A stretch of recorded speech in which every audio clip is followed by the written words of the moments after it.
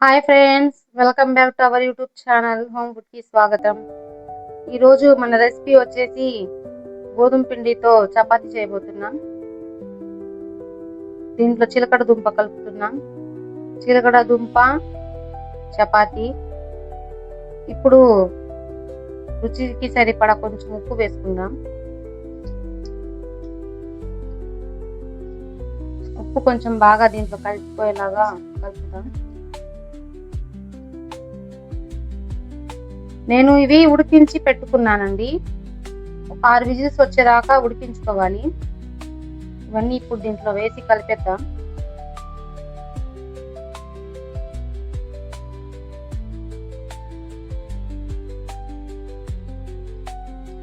ఇలా చిలకడ దుంపలు వేసేసి పిండిని కలుపుకుందాం.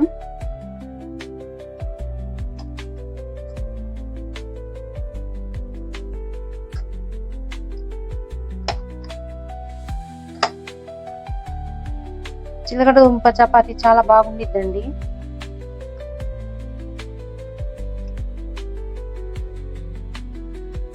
ఇలా మెత్తగా కలుపుకోవాలి. ఇప్పుడు ఇందులో కొంచెం ఆయిల్ వేసుకుని కలుపుకుందాం. ఇలా స్టఫింగ్ కూడా చేసుకోవచ్చండి, కాకపోతే నేను ఇలా కలుపుకొని చేసేస్తాను. ఇలా చేస్తే మా పిల్లలకి చాలా ఇష్టం.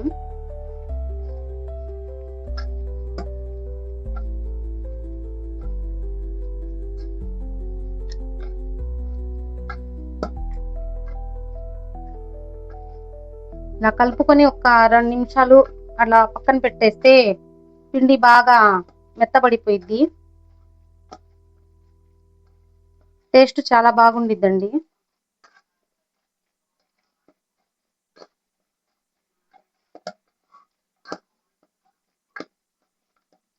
ఇలా 2 నిమిషాలు వదిలేద్దాం.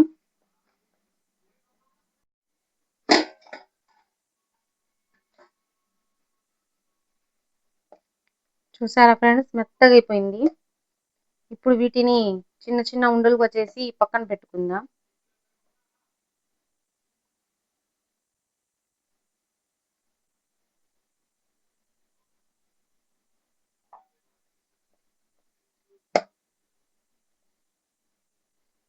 నేను చిన్న చిన్నవి చేస్తున్నాను.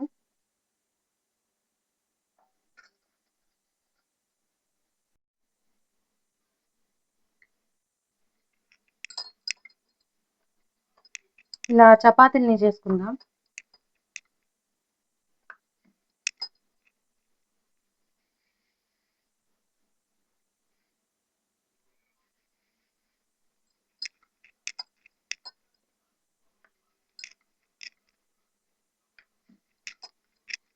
ఇవి నూనెలో కన్నా నెయ్యిలో వండుకుంటే చాలా బాగుండిద్ది.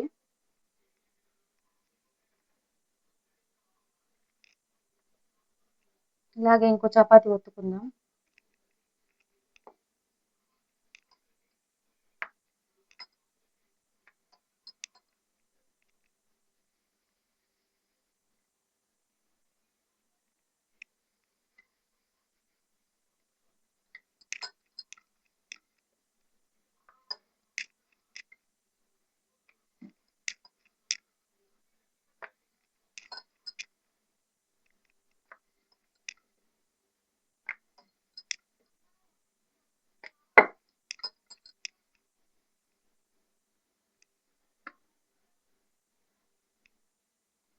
ఇలా మీకు ఎన్ని కావాలంటే అన్ని చేసుకోవచ్చు.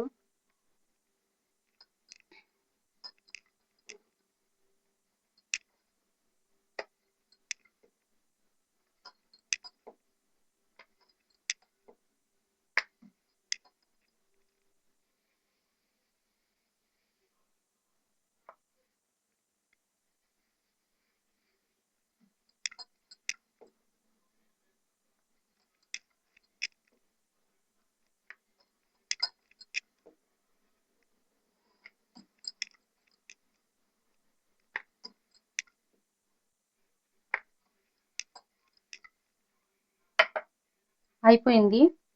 ఇప్పుడు చపాతీని కాల్చుకుందాం. ఇప్పుడు తవనైతే పొయ్యి మీద పెట్టేశాను. కొంచెం వేడెక్కిన తర్వాత చపాతీని కాల్చుకుందాం.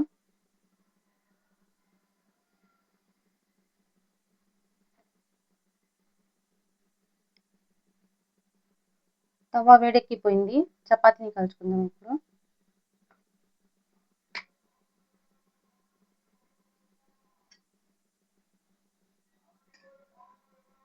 నెయ్యి వేసుకుందాం. ఎక్కువ నెయ్యి వేసుకున్నా తినబుద్ధి కాదండి. అందుకని చెప్పి కొంచెం వేసుకుంటున్నా నేను.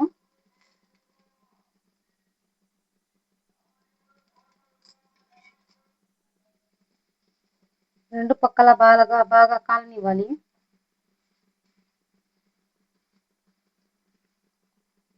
నేను చిన్నవి చేశాను.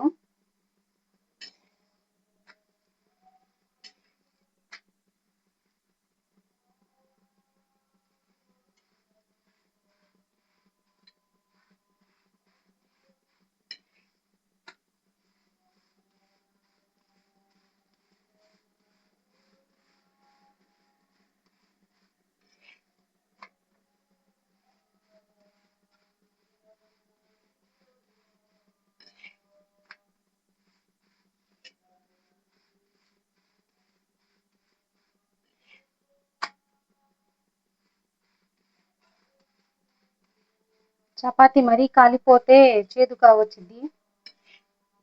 అందుకని చెప్పి మీడియంగా కాల్చుకుంటున్నా.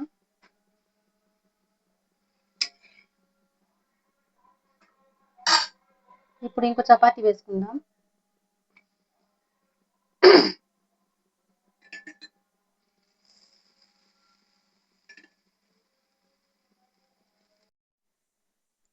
అయిపోయింది ఫ్రెండ్స్. చిలకడ దుంప చపాతీ అయిపోయింది. ఇప్పుడు ఇలా చేసుకొని తింటే చాలా మంచిదండి. పిల్లలు చాలా ఇష్టంగా తింటారు. చిలకడ దుంప కూడా చాలా ఆరోగ్యానికి చాలా మంచిది. చూడండి ఎంత మెత్తగా ఉందో, దూదిలాగా ఉంది మెత్తగా. మీకు నచ్చినట్లయితే షేర్ చేయండి, లైక్ చేయండి, సబ్స్క్రైబ్ చేయండి. Okay bye. మళ్ళీ రేపు ఇంకో వీడియోతో మళ్ళీ కలుద్దాం.